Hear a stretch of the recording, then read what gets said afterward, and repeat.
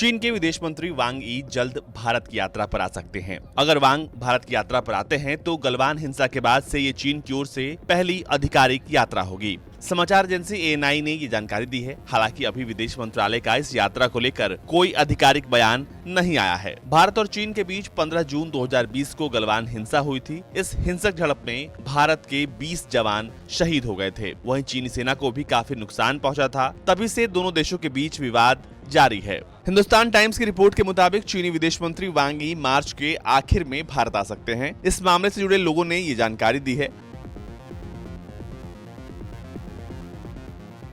हालांकि बताया जा रहा है कि अभी यात्रा पूरी तरह से तय नहीं है, इसलिए तारीखों का ऐलान नहीं हुआ है। हिंदुस्तान टाइम्स की रिपोर्ट के मुताबिक नाम न छापने की शर्त पर इन लोगों ने बताया है कि दोनों पक्ष यात्रा को लेकर संपर्क में हैं। हालांकि अभी अंतिम रूप इसे नहीं दिया गया है। इन लोगों ने बताया है कि यात्रा का प्रस्ताव जो है वो चीन की ओर से आया है। वांग यी की इस क्षेत्र की यात्रा के तहत नेपाल, बांग्लादेश, भूटान और पाकिस्तान के दौरे की भी योजना थी। काठमांडू पोस्ट की रिपोर्ट के मुताबिक वांग यी 26-27 मार्च को नेपाल का दौरा कर सकते हैं। वो यहाँ राष्ट्रपति विद्या देवी भंडारी, प्रधानमंत्री शेर बहादुर देउबा और उनके नेपाली समकक्ष नारायण खड़का से मुलाकात करेंगे। रिपोर्ट के मुताबिक वांग काठमांडू में चीन के बेल्ट एंड रोड इनिशिएटिव के तहत प्रोजेक्ट को आगे बढ़ाने के लिए नेपाल पर दबाव डाल सकते हैं।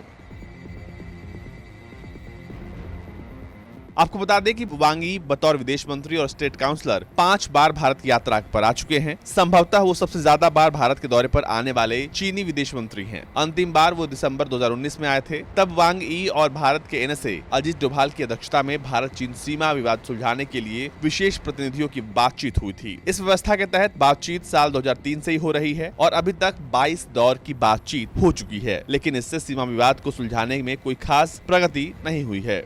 वांग यी विदेश मंत्री S जयशंकर के साथ रूस में सितंबर 2020 में द्विपक्षीय मुलाकात हुई है, जिससे गलवान घाटी में सैन्य तनाव को खत्म करने में मदद मिली थी। उसके बाद दोनों विदेश मंत्रियों के बीच टेलीफोन पर भी बातचीत हुई है।